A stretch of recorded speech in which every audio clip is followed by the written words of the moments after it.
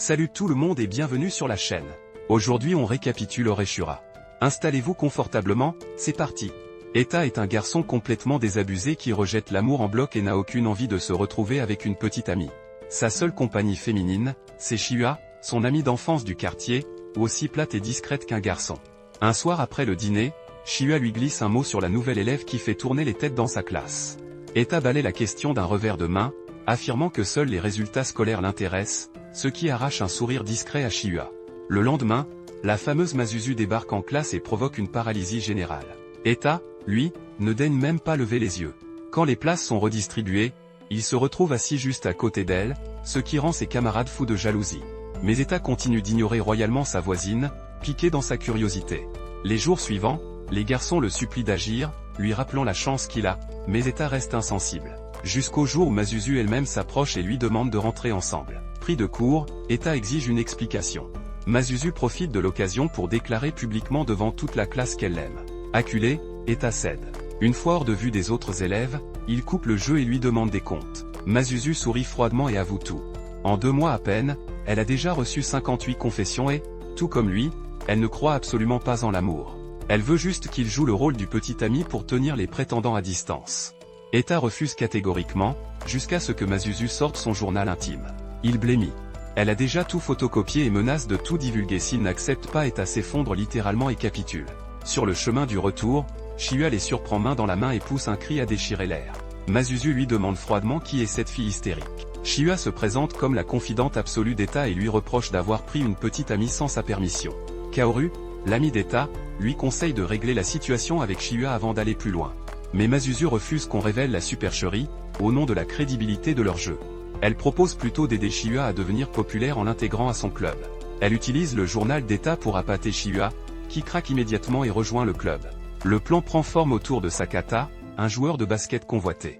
Masuzu suggère à Chihua de trimballer une guitare pour paraître mystérieuse et artistique. Le lendemain, des filles l'abordent, Sakata lui-même montre de l'intérêt, mais Chihua, coincé, finit par swinger l'étui de guitare comme une arme avant de fuir en courant. Au club, Masuzu lit des extraits embarrassants du journal d'Etta pour enseigner la séduction, puis tente carrément de troubler Etta sous les yeux de Chihua, qui sort furieuse.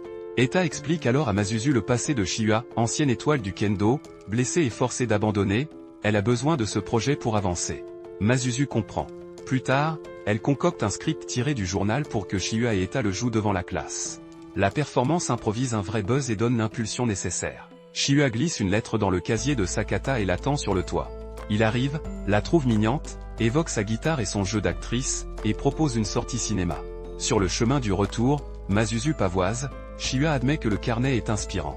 Pourtant, elle force son sourire. Le soir, Etta prépare une table couverte de ses plats préférés pour fêter sa réussite. Mais Chihua s'effondre en larmes, disant qu'elle regrette d'être son amie d'enfance, laissant Etta complètement figée face à ses propres sentiments qu'il n'arrive pas encore à nommer. Alors que la tension redescend à peine, Chihua éclate en larmes et repousse violemment la main d'Etta quand il tente de la consoler, avant de fuir en courant. Ce soir-là, perdue dans ses pensées, Etta se remémore le jour où Chihua était rentrée chez elle après ses opérations. Elle lui avait annoncé avec soulagement qu'elle pourrait remarcher une fois le plâtre retiré, mais quand Etta avait évoqué son retour au kendo, elle avait dû lui avouer que c'était terminé pour elle, son médecin lui ayant formellement interdit tout effort physique intense. Etta avait protesté en traitant ce médecin d'incompétent, mais Chihua lui avait répondu que c'était le meilleur de la ville. Puis elle lui avait demandé ce qu'il comptait faire de sa vie, et Etta lui avait expliqué que ses parents s'étaient mutuellement trompés avant de l'abandonner. Il avait une tante susceptible de le recueillir, mais sans garantie, et comme aucun autre proche ne voulait le prendre en charge, il avait décidé de vivre seul. Chihua, troublé, lui avait demandé s'il allait donc partir, mais sa réponse ambiguë lui avait procuré un étrange soulagement. Etta lui avait ensuite proposé de cuisiner pour elle, produisant un résultat catastrophique. Face aux critiques franches de Chihua, il avait rétorqué avec arrogance qu'il pourrait rivaliser avec les plus grands chefs. Plus tard, Chihua avait dit qu'elle trouverait bien autre chose à aimer puisque le kendo lui était désormais interdit, avant de demander à Etta quels étaient ses propres centres d'intérêt. Il avait répondu qu'il n'en avait aucun, comme s'il dormait quand les talents avaient été distribués. Puis il avait ajouté que s'il avait été plus intelligent, il serait devenu médecin pour réparer sa hanche. Ces mots avaient instantanément fait pleurer Chihua, et face à sa confusion, elle l'avait accusé de l'avoir ému. Sur l'instant, Etta avait alors pris sa décision et annoncé solennellement qu'il deviendrait médecin rien que pour elle. Le lendemain matin, Etta se réveille énervée contre Chihua et réalise qu'il est en retard. Il se précipite vers la gare où il tombe sur Masuzu, ce qui le fait sursauter. Il lui demande si elle est venue surveiller le rendez-vous de Shihua, mais Masuzu répond qu'elle est là en tant que présidente du club pour voir Shihua conclure avec son beau gosse. Etta fait remarquer qu'ils vont juste les observer et qu'ils préféreraient aller à la bibliothèque faire quelque chose d'utile, mais Masuzu lui attrape le bras en lui signifiant qu'il n'a pas de jour de congé, le faisant taire avec son charme habituel. Etta remarque la tenue soignée de Shihua, et Masuzu révèle que c'est elle qui l'a choisie, ce qui surprend Etta qui ne lui croyait pas autant de bon en elle. Après une longue attente sans nouvelles de Sokana, celui-ci finit par débarquer avec sa bande pour se moquer d'elle, ayant parié qu'elle attendrait même sous une pluie de soufre. Pendant qu'Etta et Masuzu assistent à la scène, Masuzu qualifie Sokana de manipulateur chronique qui change de fille comme de fond d'écran. Etta comprend qu'elle avait tout anticipé et veut intervenir, mais Masuzu le retient, prétextant que ça ne les regarde pas, ajoutant froidement que Shihua deviendra peut-être aussi insensible que grâce à cette expérience. Cela exaspère Etta, qui lui demande si le club n'est qu'une mascarade. Masuzu admet que tout repose sur des mensonges et qu'elle est le chaos incarné. Mais Etta comprend qu'elle joue simplement la vilaine, la saisit et lui déclare que même s'ils sont tous deux abîmés, ils n'ont pas le droit d'imposer leurs blessures aux autres. Shihua n'a pas besoin que leur lien soit restauré, puisqu'il n'a jamais vraiment disparu. Puis elle demande à Etta de lui faire du bouche à bouche et de rester auprès d'elle pour toujours. Mais il lui répond qu'elle respire très bien et lui assure qu'il ne la quittera pas. Le lendemain matin, en arrivant à l'école, il croise Masuzu. Etta la salue poliment, ce qui suffit à déclencher la jalousie de Shihua, qui l'accuse déjà de flirter à cette heure matinale. Masuzu rétorque en traitant Shihua de briseuse de couple, et une dispute éclate aussitôt. Sans s'en préoccuper, Etta ouvre son casier et y découvre une nouvelle lettre. Sous le choc, il referme le casier brusquement, intriguant les deux filles qui lui demandent ce qui se passe. Il prétend que tout va bien. Plus tard, après avoir lu la lettre, il comprend qu'on l'invite sur le toit. Il s'y rend et trouve une fille prénommée Im qui l'attendait. Elle lui avoue ses sentiments en utilisant le prétexte d'un jeu, mais Etta lui rappelle qu'ils se rencontrent pour la première fois. Il lui explique alors qu'il a perdu des souvenirs de ses vies passées et se présente. Quand elle révèle leur nom d'autrefois, Etta panique. Elle tente de le serrer dans ses bras, mais il se dégage et veut savoir comment elle connaît son nom dans son monde imaginaire. Il lui révèle qu'elle était présente à la gare lors de sa fameuse raclée. Shihua et Masuzu arrivent sur le toit et le trouvent avec Im dans les bras. Rapidement, Etta demande à Im de garder le secret sur leurs vies antérieures. Face aux deux filles qui l'interrogent, Im se présente comme l'ex-petite amie d'Etta, provoquant la stupéfaction générale. Masuzu sort son carnet pour documenter les méfaits d'Etta. Shihua se présente comme son amie d'enfance, Masuzu comme sa petite amie actuelle.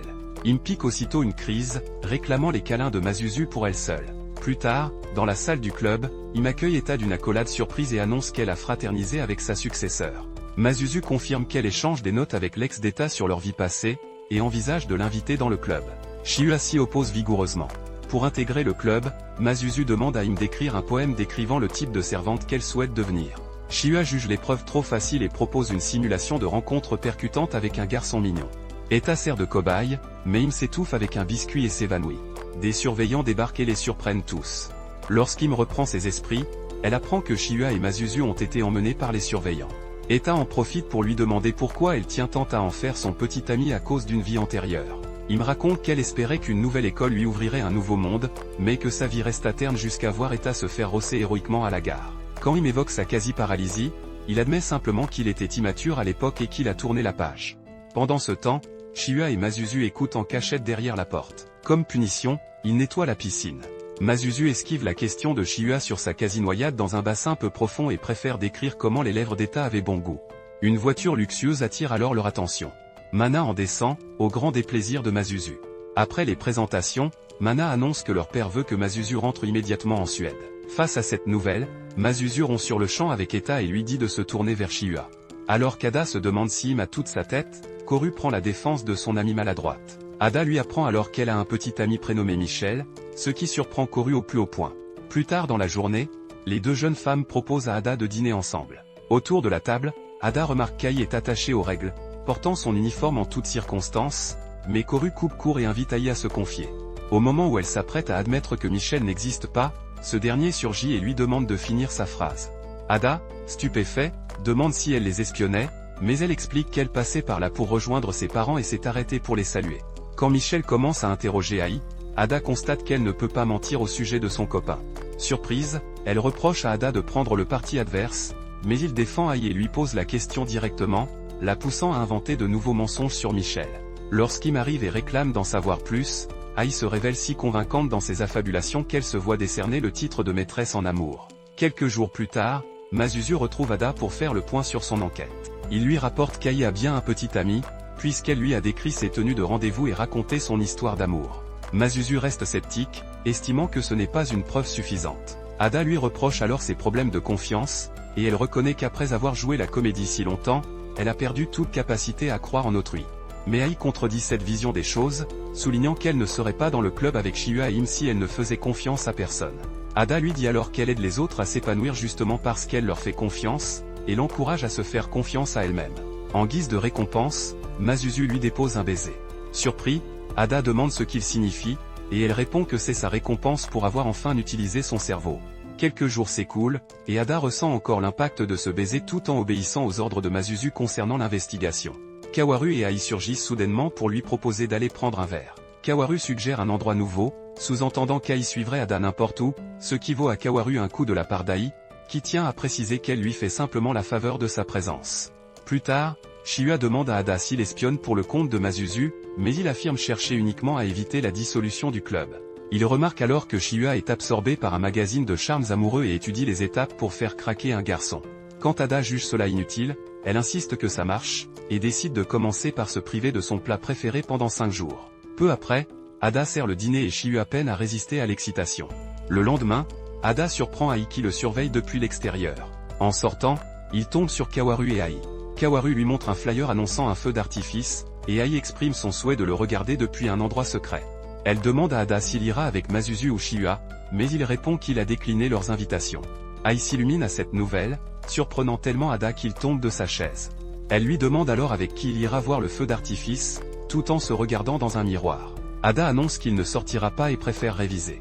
Tandis qu'elle le supplie, il lui demande si elle ira avec son petit ami, et Ai improvise que Michel sera occupé mais qu'elle sera libre. Kawaru sort alors 3 billets de cinéma et propose une sortie le lendemain, ce à quoi tout le monde accepte. Le lendemain, Ada se retrouve face à Masuzu dans la salle du club, qui porte un yukata et l'accuse d'avoir délibérément ignoré sa présence pour passer du temps avec Ai. Ada tente de nier, mais finit par demander comment elle l'a appris. Elle lui répond qu'elle les a surpris tous les deux devant le portail de l'école. En guise de punition, Masuzu exige qu'il l'embrasse pendant le même temps qu'il a passé avec Ai. Quand Ada admet que c'était environ 30 minutes, elle ramène la sanction à 3 secondes. Il lui pose alors un rapide baiser sur le menton, et elle le repousse en lui annonçant qu'il est pardonné. Peu après, Ai fait son entrée dans la salle. Elle annonce avoir annulé l'ordre de fermeture du club et déclare qu'elle en devient désormais la coach.